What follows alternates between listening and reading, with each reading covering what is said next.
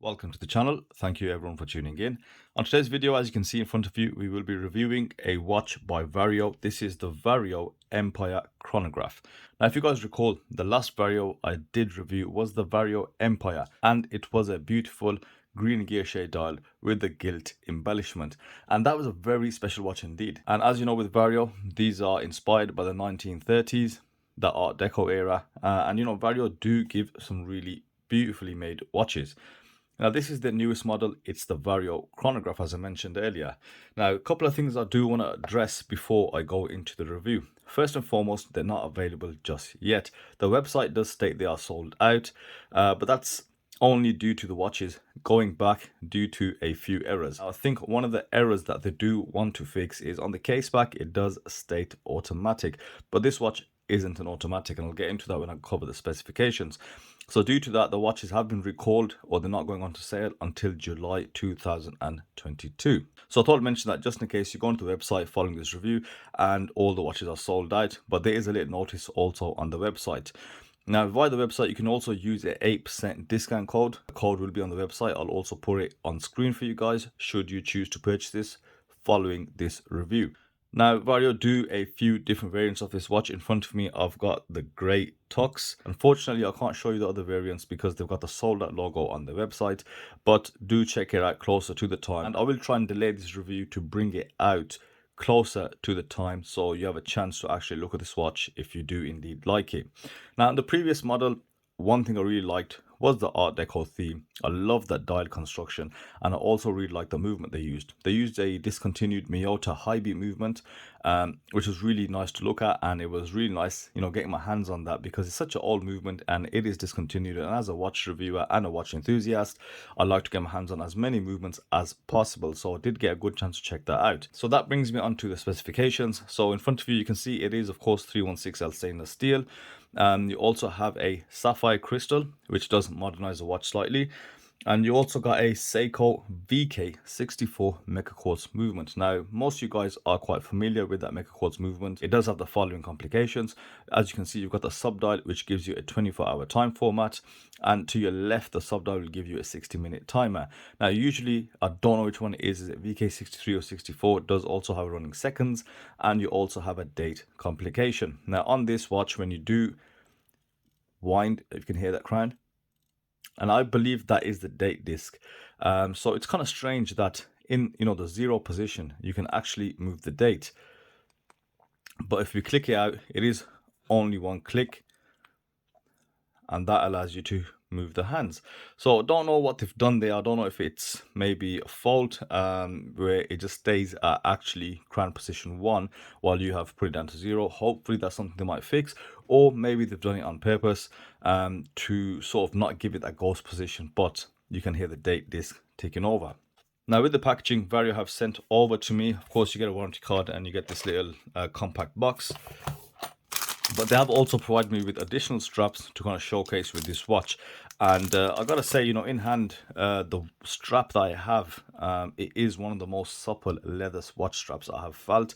It really does feel premium, and it's got this sort of buffalo skin texture, I want to say, with this nice beige contract stitching, which really does suit the watch. And I gotta say that leather quality is extremely good. Now, Vario state this is top quality Italian leather, but it really does feel something special in hand. And you've also got this really nice taper from a 20mm down to 16mm. So I thought I'd mention that just straight off the bat.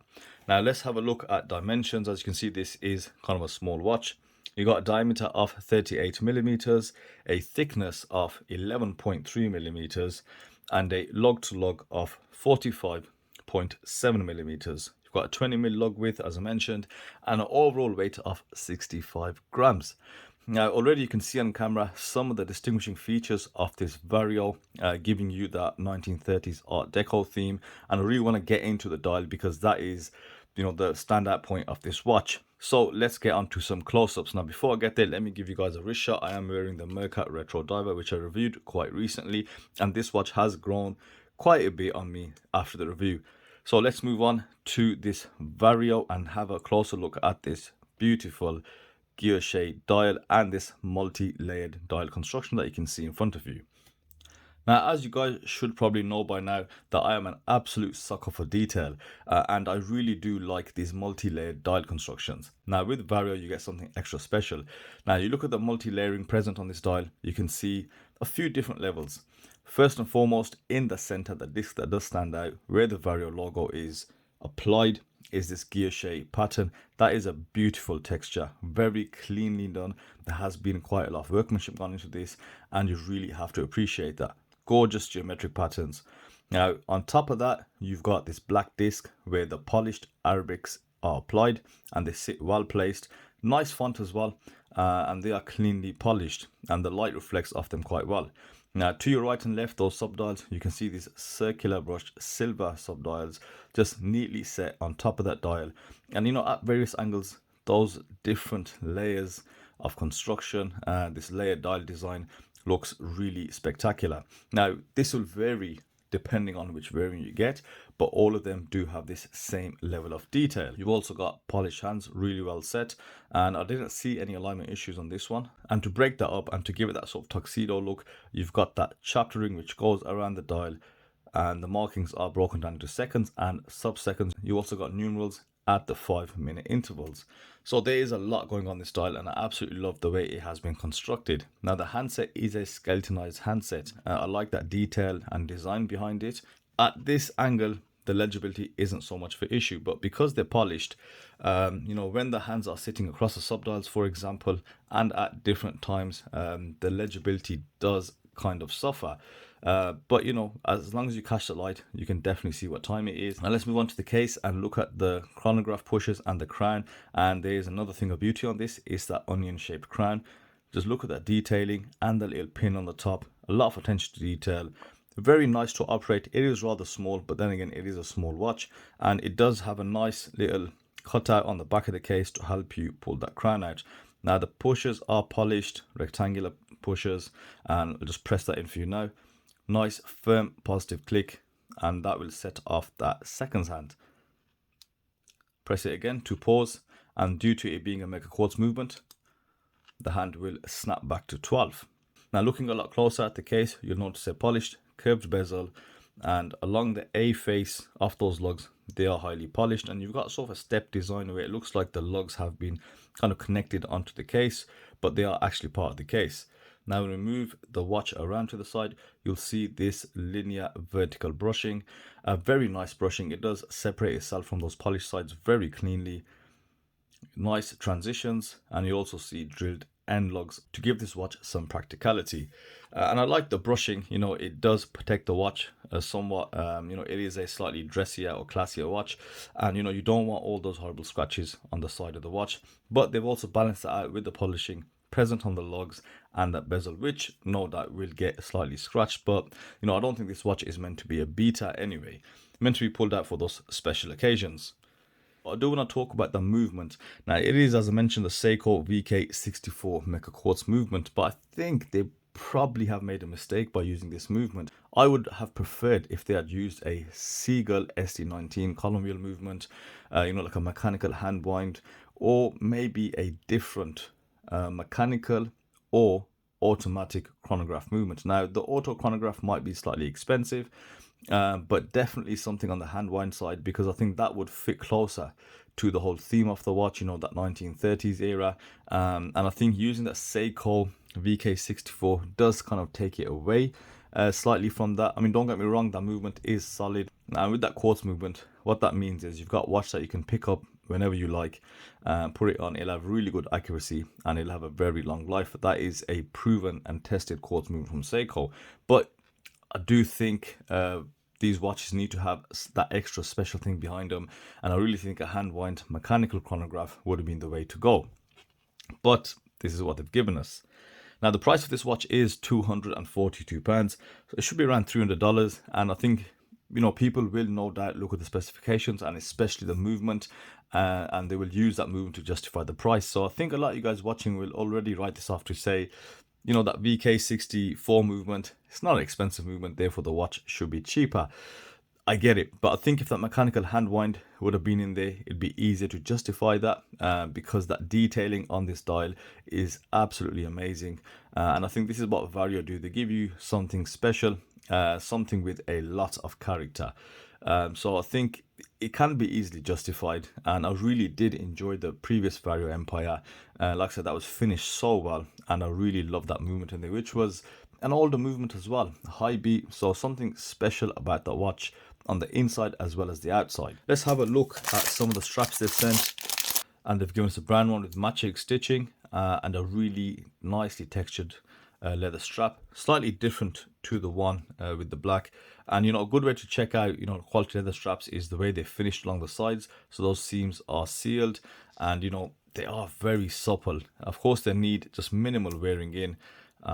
Really nice detailing, and I do like these natural looking leather straps. And they've also given us a green one, again quite nice, with the Vario stamped on there. And maybe I will change the strap and put it on this brand. And here we have the Vario Empire Chronograph on this lovely brown leather strap. It does suit the watch, no doubt, but I have to say I do prefer the original strap that this watch came with, which is this black with that buffalo grain and that contrast stitching. Really nice, but they are quality straps, I have to say. Such a nice looking strap. So let's get this watch on wrist and let's see how it looks and give you a summary while we're there. So here's the Vario Empire Chronograph on my 6.5-inch wrist. The fit is nice. It's a really nice case shape, and it does have really good dimensions. That lug to lug sits dead center in that wrist. Very comfortable strap, as I've said earlier, and that gorgeous style does really stand out. Now, to summarize, I'll give you a list of my criticisms. Now, bear in mind, these criticisms are quite subjective. There's nothing really factual that I've come across or objective. I mean, besides the case back, which they're going to fix, so there's no need to actually mention that. But the first thing I want to talk about is, of course, the handset. Now, this is what I meant when the hands are across the subdials. You do lose a slight bit of visibility depending on the light conditions. Now, because this room is quite well lit, you'll get loads of reflection on there and you can kind of make them out. Now, the second thing I do want to say is the thickness. It is only 11.3 millimeters, but I do wish it was just slightly thinner, just to give it that vintage look. A lot of the older watches were quite a bit thinner, and I think that will be in line with the overall proportions. I think 11.3 millimeters, maybe it's a bit thick, and to me that bezel does look like it could be made a bit slimmer, because you do have a bit of a gap between the dial and that rehaut area and that crystal. So maybe they could have done something in that department. Now, the last criticism, I spoke about it just earlier, is the movement. Personally, I feel the Seiko VK63, although it has modernized it slightly, I think if they went to that mechanical hand wind chronograph, it would have given it some much needed character, made it just that little bit more special, and perhaps easier to justify the price because it is something different. Positives, the main thing that I just said is that dial is absolutely gorgeous. I love that brushing of the subdials, that gear shape pattern in the center, that black disc, and the whole tuxedo look as well. Yeah, it is something definitely special with a lot of character in there. The case finish is also quite nice, as I pointed out, the brushing on the side of the lugs. Price wise, you've got to use everything I say now. Is it justifiable to you, for yourself? And I think if I was looking for a Art Deco inspired watch with a modern twist, I could quite possibly see myself paying around that $300 mark or £240. But of course, you've got the 8% discount you can use when this watch is released in July 2022. So I hope you guys enjoyed this review. That's it for me today. Thank you guys for watching as always, and I'll see you on the next video.